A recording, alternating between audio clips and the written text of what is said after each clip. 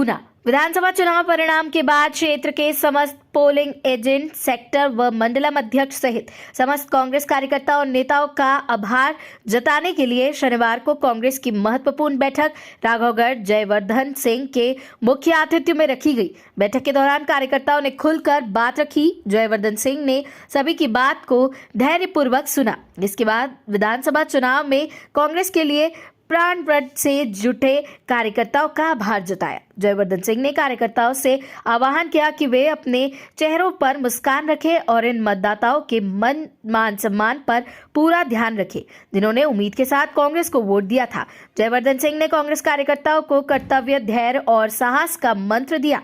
उन्होंने कहा कि सभी कार्यकर्ता अपना कर्तव्य निभा रहे हैं, धैर्य सभी में बरकरार है। अब 5 साल साहस के साथ काम करना आवश्यक है। उन्होंने बेबाकी से कहा कि अगर संगठन में कोई मतभेद न हो तो उसे दूर किया जाए।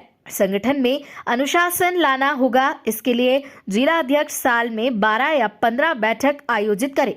जयवर्धन सिंह ने जनादेश का सम्मान करने की बात करते हुए कांग्रेस कार्यकर्ताओं के आह्वान किया कि सभी कार्यकर्ता साल 2028 का लक्ष्य निर्धारित करें और गुना जिले की 4 सीटों पर कांग्रेस को जिताने का दृढ़ संकल्प लेकर आगे बढ़े। राघवगढ़ विधायक ने शिलान्यास का परिचय देते हुए कहा कि अगर वह स्वयं संगठन की बैठक में नहीं पहुंचते हैं तो जिला अध्यक्ष उन्हें नोटिस जारी करे।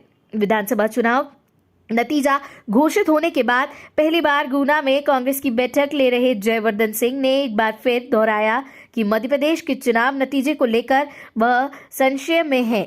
शुरुआत में लगा था कि यह शिवराज सरकार की योजनाओं का प्रतिफल हो सकता है, लेकिन जिस तरह के परिणाम सामने आए वह अमित शाह की ईवीएम की ओर भी इशारा करते हैं।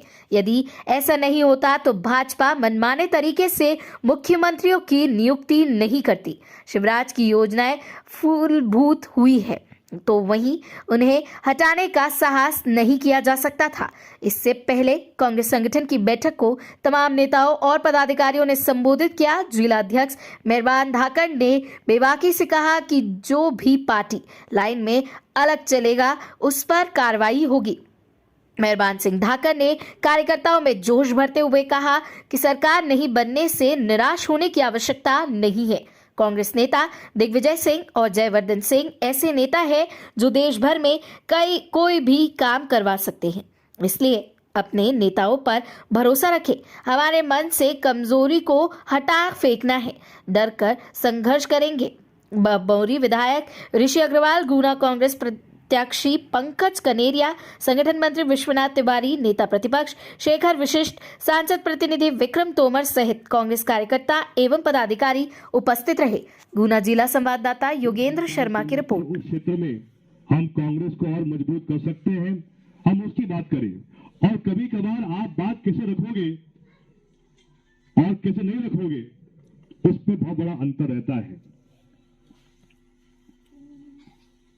शायद आपको जानकारी नहीं होगी, लेकिन गुना शायद एकमात्र जिला है पूरे मध्य प्रदेश में जहां सभा मोदी जी की हुई और फिर भी 50% सीटों पर कांग्रेस को जीत मिली है।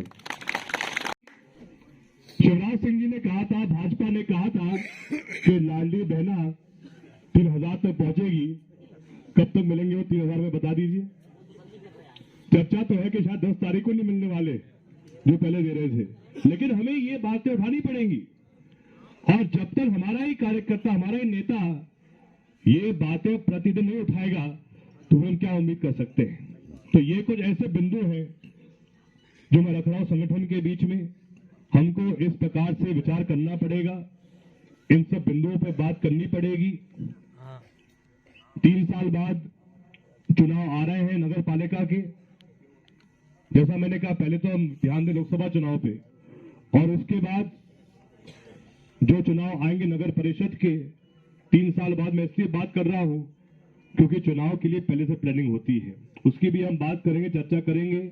लेकिन मैं चाहता हूं अभी से नई वार्ड समितियां बने, हर वार्ड में, हर पंचायत में वापस समीक्षा बैठक हो कि हम जीते तो कैसे जीते एक एक मतदान केंद्र पर, और जब बड़ी हार हुई तो क्यों हुई उस पर समीक्षा की जाए। ये ऐसे काम है जो हमें चारों विधानसभा में करने चाहिए हैं। और उस पर पूरे समर्पण के साथ और बहुत ही अनुशासन के साथ हमको एक एक मतदान केंद्र की जो परिणाम आया है उसको समझना होगा, उसकी समीक्षा करनी होगी। और रावल की तो मैं कर रहा हूं, मुझे विश्वास है ऋषि भाई भी कर रहे होंगे बमोरी की, लेकिन मेहरबान जी गुना के लिए, चाचौड़ा के लिए जरूर हम इस पर विचार करें कि हर मतदान केंद्र पर परिणाम क्यों आया, कैसे आया।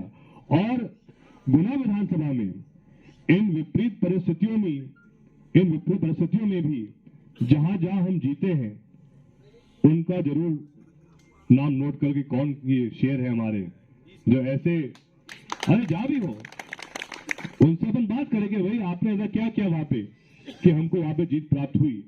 हमको हर प्रकार से देखना चाहिए है, हर मतदान केंद्र का हम अध्ययन करें कि ऐसा परिणाम कैसे आया, क्यों आया, उससे आपको जानकारी मिलेगी कि आपके असली शेर कौन कौन है आपके विधानसभा में। चाहे चुनाव हो, चाहे अपना जीवन हो, सफल होने के लिए कर्तव्य, धैर्य और साहस इनकी आवश्यकता रहती है। आप लोग आपका कर्तव्य कर रहे हो, सभी में बहुत धैर्य है। इतने सालों से गुना में अपन जीत नहीं पा रहे, लेकिन फिर भी यहाँ पे जो एक एक व्यक्ति मौजूद है पूरी निष्ठा से काम कर रहा है। और साथ में आखिरी जो एक अहम बिंदु है जो आप सब में विशेष अगले 5 साल में देखना चाहता हूं, वो है साहस। और मुझे विश्वास है कि आपका पूरा, आपके हर एक कार्य में आप साहस के साथ काम करोगे और एक एक काम, एक एक उद्देश्य जो कांग्रेस का रहेगा, जो जो काम हमको ऊपर से दिया जाएगा कांग्रेस पार्टी के माध्यम से, उसको हम कार्यकर्ता के रूप में निष्ठा के साथ निभाएंगे। ये मैं आप सबसे अर्ज करना चाहता हूं। आप सबने जो आज समय दिया उसके लिए बहुत बहुत धन्यवाद। जय हिंद, जय भारत, जय कांग्रेस। तो अब तोमर साहब, आप जब घर जाओ और बेटा आपसे पूछे पापा क्या हुआ, तो आप बोलना बेटा 4 में से 2 पे कांग्रेस की जीत हुई। आप समझ गए मेरी बात। कभी कभार आप किस माध्यम से और किस तरीके से और किस प्रकार से अपनी बात रख रहे हो, उसके माध्यम से ही चाहे बेटा हो चाहे कार्यकर्ता हो, उनको सब समझ में आ जाती है। तो आपके ऊपर निर्भर है कि आप हर परिणाम को कैसे लोगे, कि आप उसको नकारोगे, उदास हो जाओगे, घर बैठ जाओगे, या फिर आप पुनः छाती तान के इस परिणाम में हमको क्या सीखने को मिला है, कहां कहां हमें अच्छा परिणाम मिला है, उसकी हम बात करें और कैसे उसको और आगे मजबूती से हम अपनी बात को साकार कर पाए। हमको इस बात पर आज विचार करना चाहिए है। मैं आप सबसे अर्ज करना चाहता हूं, समय जरूर कठिन है, लेकिन हम सब मिलकर काम करेंगे। ऐसे अनेक काम है पूरे गुना जिले में जिस पर हमें काम भी करना है, सबको साथ लेके चलना है। जो थोड़ी बहुत ये बातें सामने आती हैं मतभेद की, मनभेद की, इनको हम ठीक करेंगे। लेकिन अगली बार जब कोई भी वक्ता ये कहे गुना में कि साहब कुछ लोग ऐसे हैं वैसे हैं, तो नाम लेके कहो, ये हवा में बात मत करो मुझसे। मैं आपने मजाक नहीं कर, सच्ची कह रहा हूं मैं। और अगर नाम नहीं ले सकते तो फिर यहां बात मत करो, कमरे में बात करो। लेकिन हवा में बात करना के साथ कुछ लोग हैं, ये मजा नहीं आता। नाम लेके कहो तो माने, नहीं तो बात ही मत करो, नहीं तो फिर कमरे में जाओ और फिर अलग से बात करो। क्योंकि कुछ लोग हैं, क्या है वो, कौन नहीं है, किसको पता। तो ये सब बातें मैं हमेशा विश्वास करता हूं। हमें कभी अगर कहना है तो सीधे कहो, नाम लेके साहब ये आदमी घर बैठ गया था, ये आदमी वहां दूसरी विधानसभा में चला गया, तो जानते कौन है, कोई बात नहीं है उसमें। लेकिन ये सब चीजें ऐसी है जो अपन को या तो सीधी बात करे या फिर अलग से बात करे। मैं आप सबका बहुत बहुत आभारी हूं। मैं जिला कांग्रेस को बधाई देता हूं, मेहरबान जी को, उनके पूरे संगठन को, जिन्होंने यहाँ पर ये आयोजन रखा है। हमें आगे और ताकत से काम करना है, सबको साथ लेके चलना है और विशेषकर हमको काम करना पड़ेगा बहुत बारीकी से। मैं पुनः उसी बात को दोहराऊंगा। आजकल चुनाव लड़ने का तरीका बदल गया है और अगर आप नए समय के तरीके को नहीं अपनाओगे तो हम और पिछड़ जाएंगे। लेकिन अगर आप नए तरीके को अपनाओगे, उसको समझोगे, किस बारीकी से आजकल चुनाव की प्रक्रिया हो गई है, पूरा सिस्टम हो गया है, तो जरूर जो अपना सपना है वो हम साकार करेंगे। और मैं तो आज भी जिस दिन परिणाम आया था उस दिन से ही मेरा लक्ष्य 28 के लिए चालू हो गया है कि चारों विधानसभाओं में हमको 28 में सरकार कांग्रेस की तो बनाएंगे, लेकिन चारों सीटों पर कांग्रेस का विधायक बनाएंगे। क्यों ऋषि भाई, अभी से अपन इस पे काम करने लगे और अपन बिल्कुल भी उदास ना हो।